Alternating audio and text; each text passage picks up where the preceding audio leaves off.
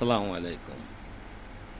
শোনা যাচ্ছে এনসিপি বিএনপির সাথে জোট করতে যাচ্ছে। আসন্ন জাতীয় সংসদ নির্বাচনে এনসিপি যদি বিএনপির সাথে রাজনৈতিক জোট করে, নির্বাচনী জোট করে, তাহলে বিএনপি এনসিপিকে 50টির মতো আসন ছেড়ে দিতে পারে।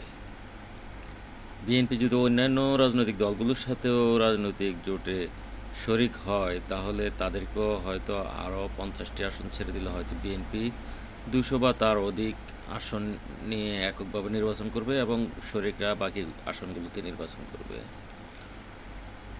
আর এক্ষেত্রে যদি এনসিপি বিএনপির সাথে নির্বাচনে শরিক হয়, তাহলে বিএনপি কতটুকু লাভবান হতে পারে আর এনসিপি কতটুকু লাভবান হতে পারে, সেটা একটু আলোচনা করা যাক। ধরুন, বিএনপি যদি এনসিপির সাথে 50 আসন ছেড়ে দেওয়ার ভিত্তিতে নির্বাচনে অংশগ্রহণ করে, তাহলে সেই ক্ষেত্রে বিএনপি তার যে আসনগুলোতে নির্বাচন করবে, সেক্ষেত্রে এনসিপি তাদেরকে সহযোগিতা করবে এবং এক্ষেত্রে বিএনপির প্রার্থীরা জামায়াত বা তাদের প্রতিপক্ষের সাথে কম্পিটিশন করে কিছু অনেকগুলোতে জিতে আসতে পারবে, আবার অনেকগুলোতে হয়তো নাও জিততে পারে। কারণ নির্বাচনে এই যুদ্ধে জামায়াত এখন একটি শক্ত প্রতিপক্ষ বিএনপির জন্য, নিঃসন্দেহে এটা বিএনপিও জানে। তাই বিএনপি সেদিক দিয়ে বিবেচনা করে অনেক শক্ত, অনেক শক্তিশালী প্রার্থী নিঃসন্দেহে তাদের নির্বাচনী মাঠে দাঁড় করাবে জিতে আসার জন্য। ওদিকে এনসিপি যে আসনগুলো নিয়ে নির্বাচন করবে, সেক্ষেত্রে বিএনপিও ধরে নেওয়া যায় এনসিপিকে সহযোগিতা করবে বা অন্যান্য শরিক দলগুলো তাদেরকে সহযোগিতা করবে। তো সেক্ষেত্রে একটি বিষয় আলোচনা করা দরকার যে এনসিপি কতটুকু লাভবান হতে পারে। এনসিপি যদি 50 আসন নিয়ে নির্বাচন করে, সেক্ষেত্রে বিএনপির সহযোগিতা পাওয়ার কথা মাথায় রেখে তারা নির্বাচন করবে, এ ব্যাপারে কোনো সন্দেহ নেই। কিন্তু প্রশ্ন হলো কতটুকু লাভবান হবে বিএনপির মাধ্যমে এনসিপি। এনসিপির যে আসনগুলোতে নির্বাচন করবে, এই ক্ষেত্রে একটা সম্ভাবনা রয়ে যাচ্ছে বা উড়িয়ে দেওয়া যাচ্ছে না যে বিএনপির বিদ্রোহী প্রার্থীরা তাদের সাথে নির্বাচনে যাবে বা যাবে না।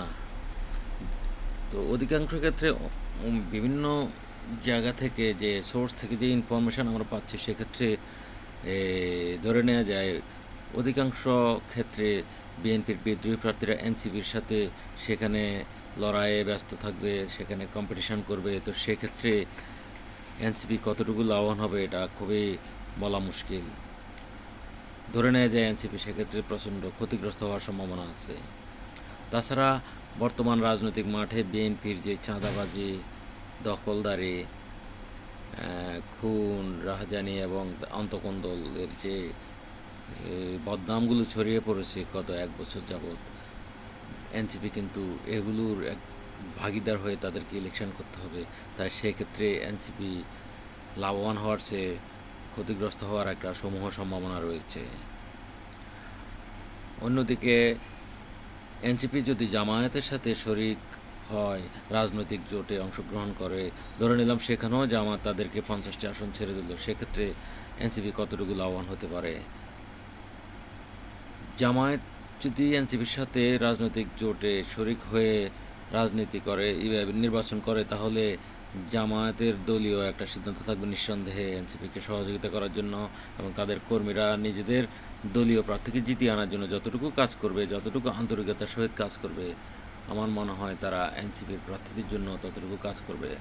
বিগত 1 বছর এনসিপিকে তারা যে বিভিন্নভাবে সহযোগিতা করে আসছে, বিভিন্ন তাদের জনসভায়, মিছিল, বিভিন্ন সমাগমে লোকবল এবং অন্যান্য বুদ্ধি ও লজিস্টিক সাপোর্টের মাধ্যমে, সেক্ষেত্রে এটাই বোঝা যায় জামায়াত যদি এনসিপির সাথে নির্বাচনী জোটে কাজ করে, তখন এনসিপি নিঃসন্দেহে নির্বাচনের সময় জামায়াত থেকে সহযোগিতা পাবে। কিন্তু বিএনপির যে সহযোগিতা পাবে সেটা এখনও পরীক্ষিত নয়।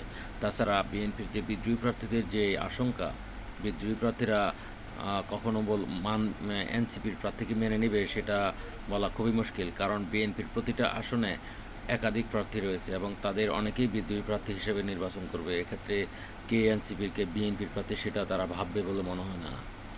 তো সেই ক্ষেত্রে এনসিপিকে ভাবতে হবে তারা নির্বাচনে জোটে গেলে তারা কতটুকু লাভবান হবে কার সাথে। আর এনসিপি শুরু থেকে তাদের যে একটা ভ্যালু ক্রিয়েট করছিল, বিএনপির সাথে যদি রাজনৈতিক জোটে গিয়ে নির্বাচন করে তাদের রাজনৈতিক ভ্যালু কতটুকু তারা ধরে রাখতে পারবে সেটাও তাদেরকে ভেবে দেখতে হবে।